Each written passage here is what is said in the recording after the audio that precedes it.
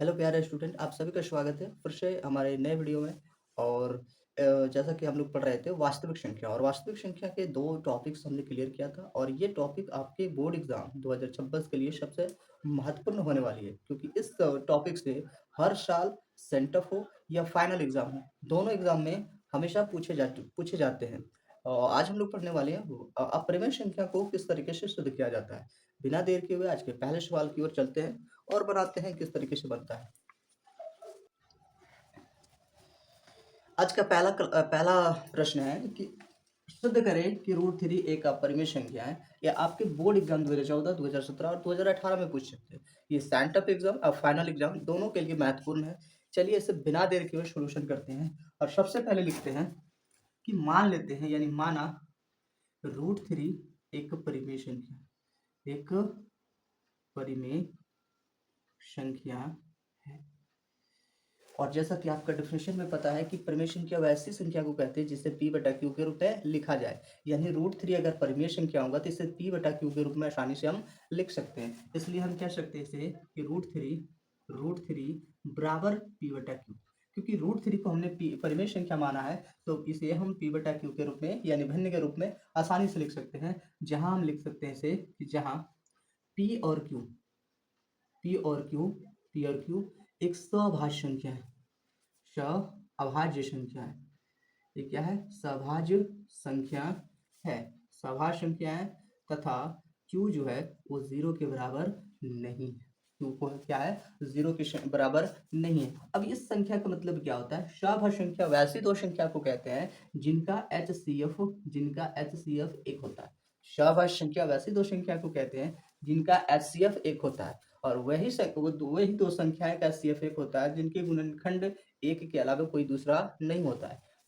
एक के अलावा दूसरा कोई गुणनखंड नहीं होता है। अर्थात हम कह सकते हैं p और q का एक के अलावा कोई दूसरा गुणनखंड नहीं है। p और q को एक के अलावा कोई दूसरा गुणनखंड नहीं है। आप समझ रहे हैं कि p और q का एक के अलावा कोई दूसरा गुणनखंड नहीं है। आगे हम लिखते हैं, आगे इसको बनाते हैं कि दोनों तरफ क्या करते हैं? वर्ग। दोनों तरफ वर्ग करने पर जब दोनों तरफ वर्ग करते थे हो जाएगा रूट थ्री का होल स्क्वायर बराबर में पी स्क्वायर बट्टे में क्यू स्क्वायर। अब अगर आगे देख लेते हैं इसका, तो रूट थ्री का स्क्वायर केवल थ्री होगा, और पी का स्क्वायर पी और क्यू का स्क्वायर क्यू स्क्वायर। आगे हम इसका क्रॉस मल्टीपल करते हैं, तो क्रॉस मल्टीपल करेंगे तो ये हो जाएगा रूट थ्री क्यू स्क्वायर बराबर पी स्क्वायर। आगे हम यहाँ से क्यू स्क्वायर बराबर निकाल लेते हैं, तो पी स्क्वायर बटा थ्री हो जाता है। अगर हम यहाँ पर हमने देखा कि तीन जो है वो पी स्क्वायर को विभाजित करता है, लिख सकते हैं यहाँ यहाँ तीन जो है, तीन पी स्क्वायर को विभाजित करता है, विभाजित करता है विभाजित करता है ना। तो तो तीन जो होगा वो पी को भी विभाजित करेगा, विभाजित विभाजित करेगा विभाजित करेगा, है ना। हमने कहा था कि शुरुआत में पी और क्यू का एक के अलावा कोई दूसरा गुणनखंड नहीं है, लेकिन यहाँ देखते हैं कि पी को तीन विभाजित करता है। जो माना गया था वो बिल्कुल उसका विपरीत आ गया, या उसका विरोधाभास है। बिल्कुल मानना गलत है ये। यहाँ पे हमने माना था कि रूट थ्री का दूसरा गुणनखंड एक के अलावा नहीं है, लेकिन यहाँ देखा कि पी का एक दूसरा गुणनखंड क्या है? तीन आ गया। अतः ये लिख सकते हैं, अतः हमारा हमारा मानना मानना आगे हम यह लिख सकते हैं, तो p को विभाजित करेगा जो जो हमारी हमारी मान्यता का विरोध है, विरोध विरोध है ना। अतः हम ये कह सकते हैं, अतः हमारा मानना गलत है, हमारा मानना मानना गलत है कि रूट थ्री एक परिमेय संख्या है, एक परिमेय संख्या है। अगर हम इसको मानना गलत हो गया कि हमने जो माना था कि रूट थ्री एक परिमेय संख्या है, उस शुरुआत में जो हमने माना था कि रूट थ्री एक परिमेय संख्या है, वो मानना मेरा गलत हो गया, तो जो बात बच गया यानी परिमेय संख्या अगर वो नहीं है, तो हम इसलिए कह सकते हैं कि रूट थ्री जो है एक परिमेय संख्या ही होगा। इसलिए रूट थ्री एक अपरिमेय संख्या होगा, एक अपरिमेय संख्या है। ये बात प्रूफ होता है। इस तरीके से आप इसको हल कर सकते हैं। इसका एक और आगे सॉल्यूशन होता है, उतना ही लिख करने की जरूरत इसमें नहीं है। इसका दूसरा सवाल है, सिद्ध करें 4 माइनस रूट 5 एक अपरिमेय संख्या है। चलिए इसे देखते हैं और किस तरीके से हल किया जाता है, और आपके एग्जाम में 2 नंबर में किस तरीके से आप इसे बनाएंगे, ऐसे सॉल्यूशन किस तरीके से करना है, आइए इसका देखते हैं।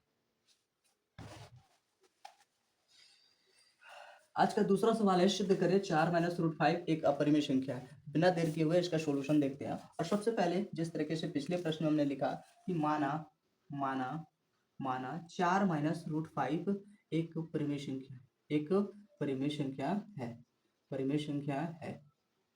जब भी आपको इस तरीके के सवाल दिया जाए कि सिद्ध करें रूट 3 एक अपरिमेय संख्या है, तो सबसे पहले जो संख्याएं दी गई हो उसे परिमेय संख्या माने। और हमने भी वही किया। अगर परिमेय संख्या ये है तो इसे p बटा क्यू के रूप में लिखा जाए। अगर p बटा क्यू के रूप में नहीं लिखा गया है, अर्थात हम ये कह सकते हैं कि हमारा मानना गलत है और ये बिल्कुल ही अपरिमेय संख्या ही है, परिमेय संख्या नहीं है। तो ठीक, हम वही लाने का प्रयास करते हैं, अपोजिट दिखाने का प्रयास करते हैं कि ये परिमेय संख्या है ही नहीं। अगर ये परिमेय संख्या नहीं होगा तो यह अपरिमेय संख्या कहलाएगा। तो आगे हम अगर लिखते हैं, तो आगे हम इसको बढ़ाते हैं तो लिखते हैं, इसलिए 4 माइनस रूट 5 बराबर p बटा क्यू। जहां आगे लिखेंगे कि जहां p तथा q अभाज्य संख्या है, अभाज्य संख्या है, अभाज्य संख्या है तथा q जो होगा वो 0 के बराबर कभी भी नहीं होना चाहिए।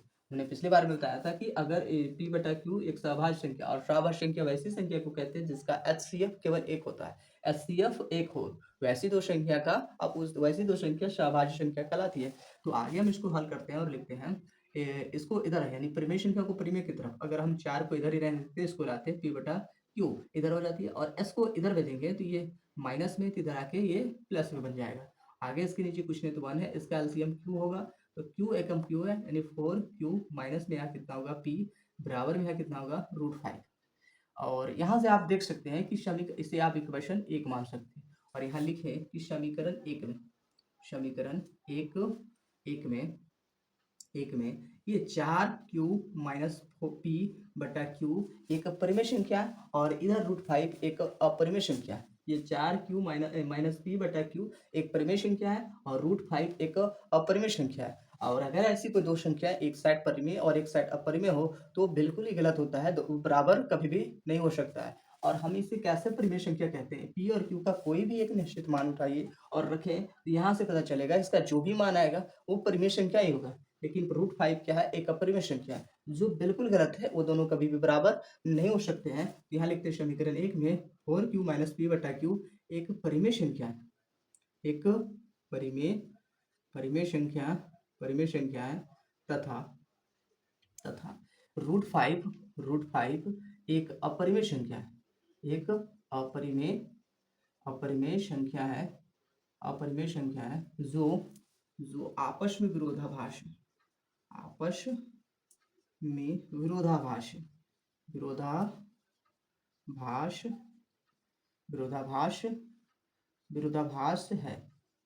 है, यानी दोनों आपस में बिल्कुल ही मैच बराबर नहीं है। अतः हम ये कह सकते हैं, अतः हमारा मानना गलत है कि 4 माइनस रूट 5 एक परिमेय संख्या है। जब ये परिमेय संख्या नहीं होगा तो ये क्या हो जाएगा, अपरिमेय होगा। इसलिए हम लिख सकते हैं, इसलिए 4 माइनस रूट 5 एक अपरिमेय संख्या है। और यही हमें लाना था और इस चीज को हमने प्रूफ किया बिल्कुल ही आसान तरीके से। अगर इसमें कहीं दिक्कत हो तो आप कमेंट करें। चलिए इसका हम तीसरे सवाल की ओर देखते हैं, और लगभग इसी तरीके से बनाया जाएगा, तो हम ज्यादा इसे मिटाने की कोशिश नहीं करते हैं। इस वीडियो का तीसरा प्रश्न है, सिद्ध करें 2√2 एक अपरिमेय संख्या है। ठीक उसी तरीके से जिस तरीके पिछले प्रश्न को सॉल्व किया था, इसी तरीके से इसको भी हल करना है। तो सारा कुछ वही रहने दिए, मिटाने की कोशिश नहीं की है। और हमने लिखा कि माना कि जो दिया रहेगा, जिसे सिद्ध करना रहेगा, उसके अपोजिट यहाँ परिमेय सिद्ध करना है तो परिमेय माना है। तो फिर से वही हमने काम किया कि 2√2 को परिमेय संख्या माना है। और फिर लिखेंगे इसलिए 2 प्लस √2 बराबर में क्या हो जाएगा, पी बटा क्यू। और वही रह जाएगा जहाँ पी तथा क्यू एक स्वाभाविक संख्या है तथा क्यू जो होगा 0 के बराबर नहीं होगा। आगे हम इसका हल करते हैं, तो फिर से इसको इधर लेके आते हैं, इसको उधर भेज देते हैं। अब इसको √2 को यहीं रहने देते हैं, बाकी पी बटा क्यू और इसको माइनस कर देते हैं 2 से। आगे हम √2 बराबर लिखते हैं, इसका एलसीएम हो जाएगा क्यूब और यहाँ लिखते हैं पी माइनस में 2q। फिर से वही बात आया कि P 2q minus Q, P -2q बटे में q एक परिमेय संख्या है, जबकि √2 क्या है, एक अपरिमेय संख्या है। तो फिर से इसको इक्वेशन 1 मानते हैं और लिखते हैं कि समीकरण 1 में p माइनस में 2q बटे में q एक परिमेय संख्या है तथा √2 एक अपरिमेय संख्या है जो आपस में विरोधाभास है। अतः हमारा मानना गलत है कि 2√2 एक अपरिमेय संख्या है, इसलिए आप कह सकते हैं कि 2√2 एक अपरिमेय संख्या है। ये बिल्कुल शुद्ध हो गया। बहुत ही आसान है और आप इस तरीके से बनाइए, आसानी से 2 नंबर आपके बोर्ड एग्जाम में मिल जाएंगे। आज का चौथा प्रश्न है, सिद्ध करें 3 प्लस 2√5 एक अपरिमेय संख्या है। ये 2012 में पूछे जा चुके हैं। ठीक उसी तरीके से पहले हम इसको लिखते हैं कि 3 प्लस 2√5 एक अपरिमेय संख्या है। माना 3 प्लस 2√5 क्या है, एक परिमेय संख्या है। इसलिए आप कह सकते हैं इसे कि 3 प्लस 2√5 बराबर में p बटा q, जहां p तथा q एक स्वाभाविक संख्या है और तथा q जो होगा वो 0 के बराबर बिल्कुल नहीं होगा। आगे हम इसको हल करते हैं, तो इस 3 को उधर भेजते हैं, यानी ये हो जाएगा 2√5 बराबर में p बटा q माइनस में यहाँ पे 3। आगे हम इसका एलसीएम लेते हैं, एलसीएम में हो जाएगा p बटा q और एलसीएम लेते हैं क्यूब और क्यू एलसीएम होगा तो ये हो जाएगा p माइनस में √3q। ये दो इधर गुना में है तो इधर आके ये बन जाएगा भाग में, यानी √5 बराबर में p माइनस में √5 बराबर में p माइनस में 3√q बटे में ये 2 इधर आ जाएगा, यहाँ हो जाएगा 2q। यहाँ भी p माइनस 3q बटे में q 2q, ये क्या है, एक परिमेय संख्या है और √3 क्या है, एक अपरिमेय संख्या है जो आपस में कभी भी बराबर नहीं हो सकता है। आगे हम इसको लिख लेते हैं समीकरण 1 और लिखते हैं समीकरण 1 में रूट p माइनस में 3q बटे में 2q एक परिमेय संख्या है, एक परिमेय संख्या है तथा √3 एक अपरिमेय संख्या है, अपरिमेय संख्या है जो आपस में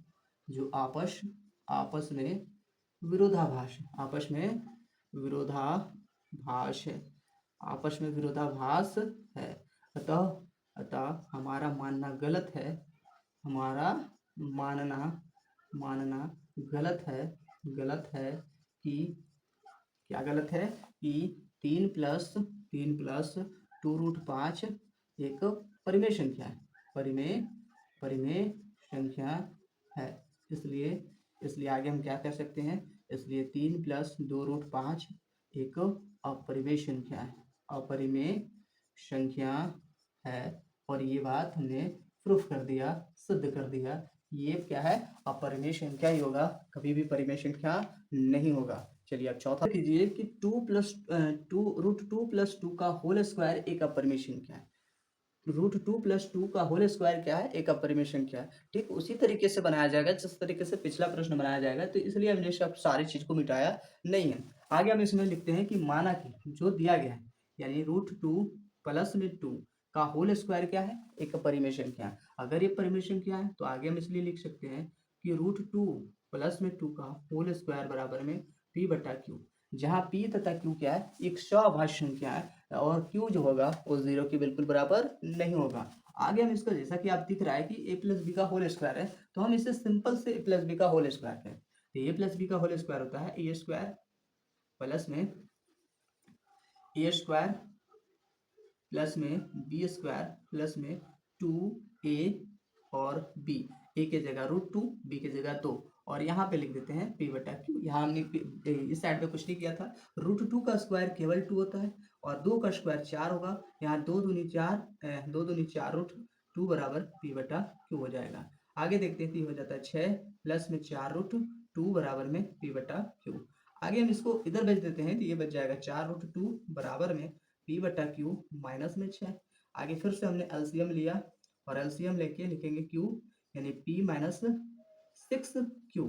आगे हम यहाँ से निकाल लेते हैं कि √2 बराबर p माइनस 6q और बटे में ये इधर गुना हो जाएगा तो 4q। फिर से वही बात आया कि p माइनस 6q बटे में 4q एक परिमेय संख्या है और दूसरी ओर √2 क्या है, एक अपरिमेय संख्या है। एक साइड परिमेय और दूसरी साइड अपरिमेय कभी भी बराबर नहीं होता है, तो इसलिए हम इसको इक्वेशन 1 मानते हैं और लिखते हैं समीकरण 1 में p माइनस में 6q बटे में 4q एक परिमेय संख्या तथा √2 एक अपरिमेय संख्या जो आपस में विरोधाभास है।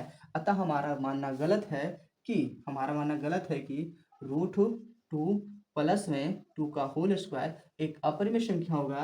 इसलिए हम लिख सकते हैं कि √2 प्लस 2 का होल स्क्वायर एक परिमेय संख्या होगा और इस तरीके से हमने साबित किया। उम्मीद है कि सिद्ध करने वाले में यानी सिद्ध करे अपरिमेय संख्या में आपको किसी भी प्रकार का दिक्कत नहीं होगा और ये प्रश्न आप आसानी से बना के आएंगे।